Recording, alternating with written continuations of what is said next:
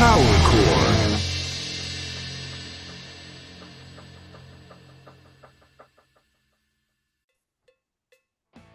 Hi, Power Chord followers. We are here today online. We have a special guest, a very long time hardcore man, because I grew up with his band, with his songs, with his screams. We have here Alexander from Raise It Fist from Sweden.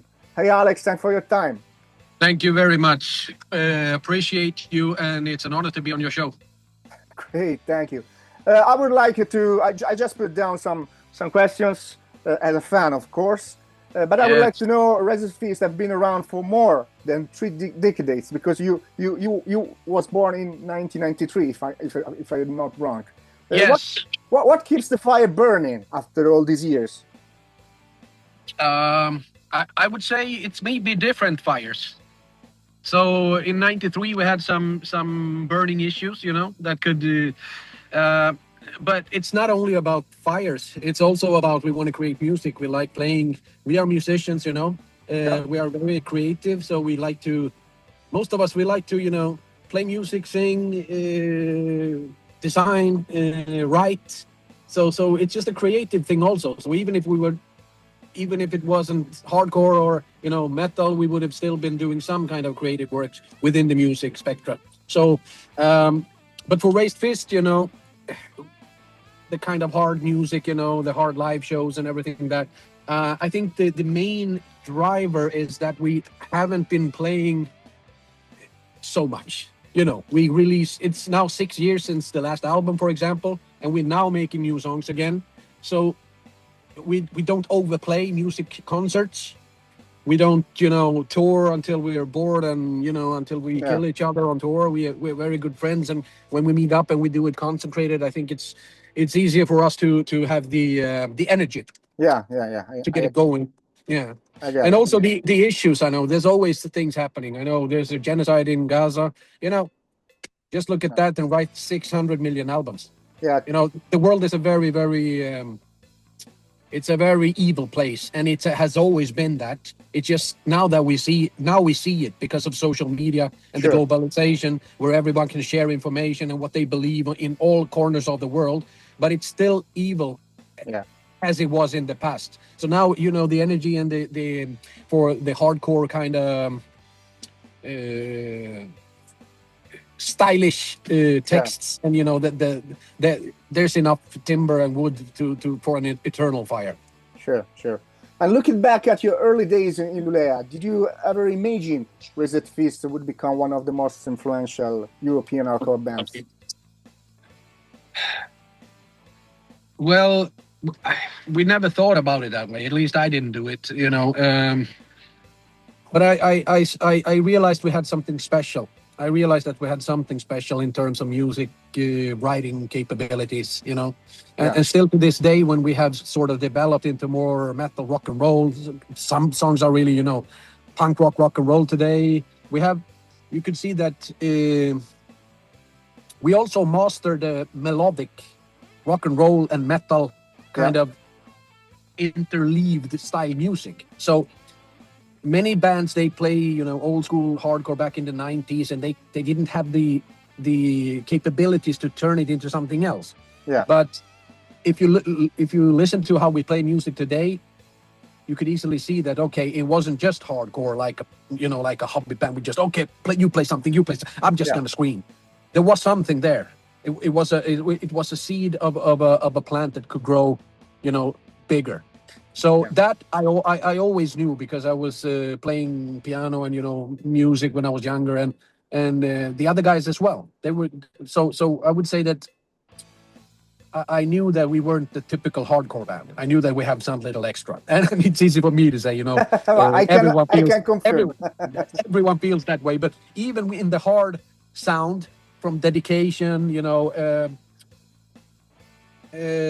that kind of sound, I saw that, okay, this is something special. This is something that's no one is doing right now. And I also know that it got perceived that way from I talked to Jamie Jasta from Hatebreed, and he said, when I heard Dedication, was like, fucking, this is something completely different. And also rest in peace, our brother and friend Blue Collar. also got some warm words from them when they heard the Race Fists in the beginning, you know that. So we got a lot of good. So from all these words from these different people, I knew that okay, maybe this is just not just something they say. They really like this, you know.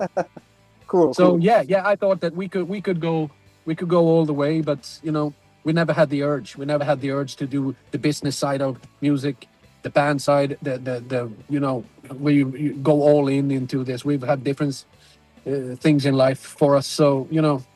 But definitely the music and the personalities that we have, and the topic that we choose, and you know, we could have you know, sky's the limit for this. But could have been the sky is not the limit for this band. Yeah. Yeah, I agree. You know, I had in the beginning of the century, I had an hardcore band called Radio Mosquito, and we loved. We really grew up with Stronger Than Ever, I remember that. I remember that name.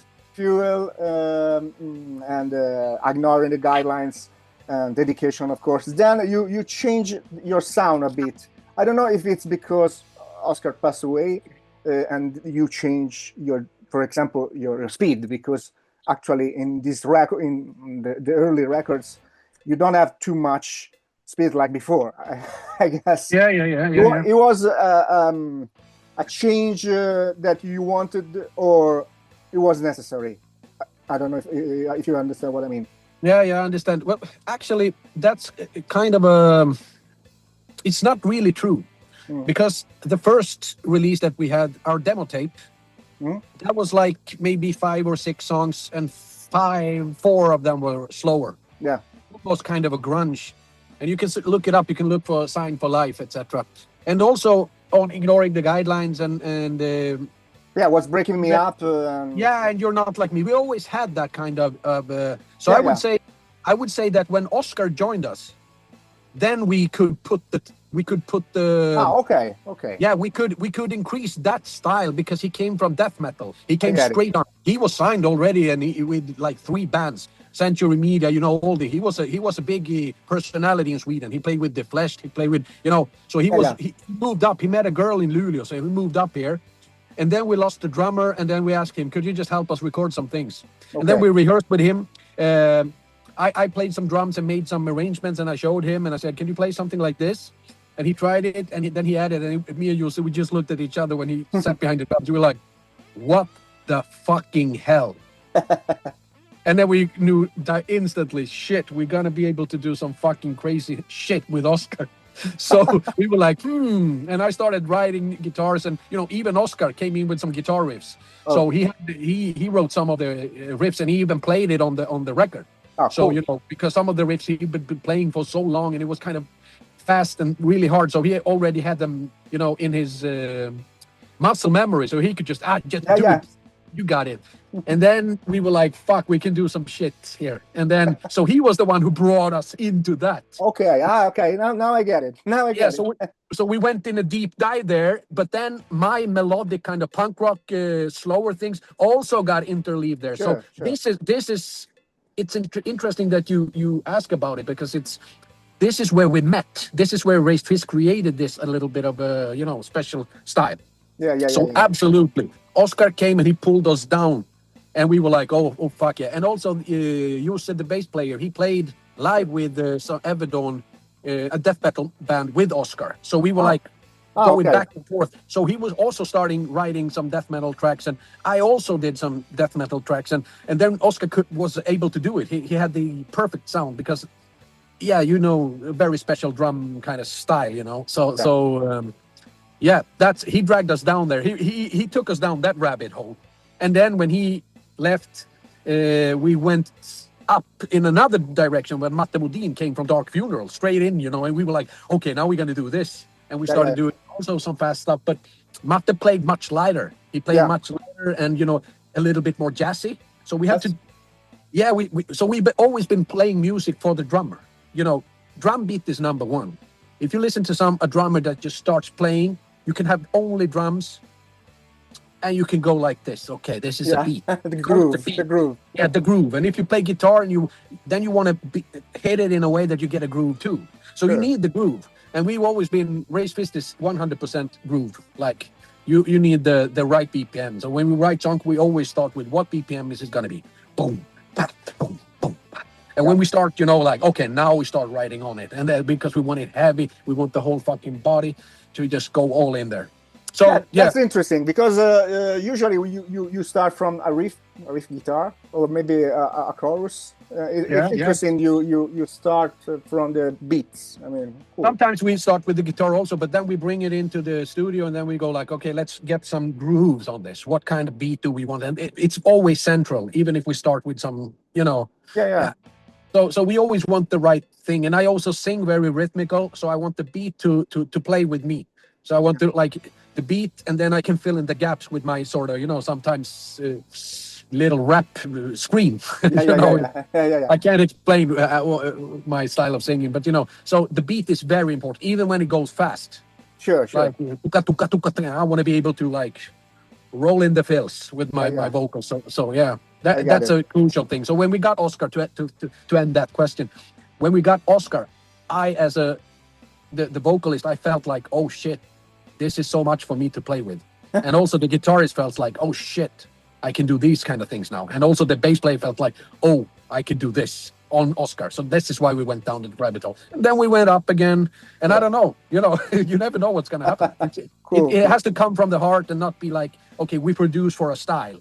No, it's 6 years in. Now we are recording the new, and now I'm playing the drums while we are recording right now. Oh, so, yeah, and some of the shit is really heavy. So I don't know where we're going to end up. I got some rapid fire quick questions for you. Yes. Do you prefer coffee or beer? Coffee. Studio or stage? Studio or live? Fuck studio. Stage. Fuck studio. Okay. Yeah, we hate rehearsing. We never rehearse. Studio is just nightmare. Yeah. Do you remember the first hardcore album you ever bought? No, I don't. But it was demo tapes back then. And what the first album you ever was? Album. It could have been Kiss, Def Leppard, maybe. Something like this. Yeah. Yeah, back in the 80s. Can you tell me one band everyone should listen right now? If you know some cool new band. Yeah, go and rediscover Sick of It All. If you haven't been there, go through all their catalogs. Yeah. Let's say Sick of It All. If you could headline a festival, you can choose 3 names for the Beatles playing with you on stage. Which band would you choose?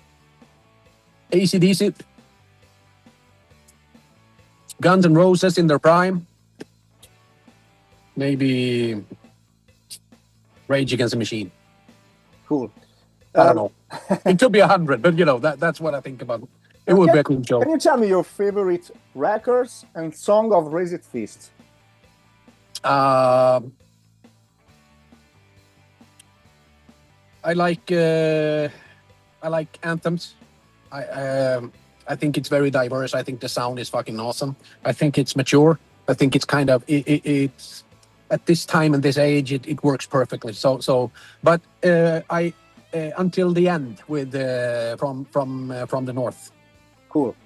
That's one of my favorite. Also Chaos. Yeah, you see what I need to show you the hoodie here. Let's see if you can see. Do you see it? Do you see my back here? Yeah. I can see it. This is the hoodie from the video Chaos. Cool. There's only one. You got it. I got it. Yes. I would like to thank you and finish with this let's say sentence. Finish the sentence. Hardcore means everything to me. Great. Really thank you, and hugs from Italy. Thank you, Alexander. I hope I will come back. I will come to your gigs in Milan because I remember that you will be on European tour very soon. Yes. You can check the gigs in the comments. Thank you, Alex. Thank you. Yeah, thank you very much. Take care. Bye-bye. Powercore.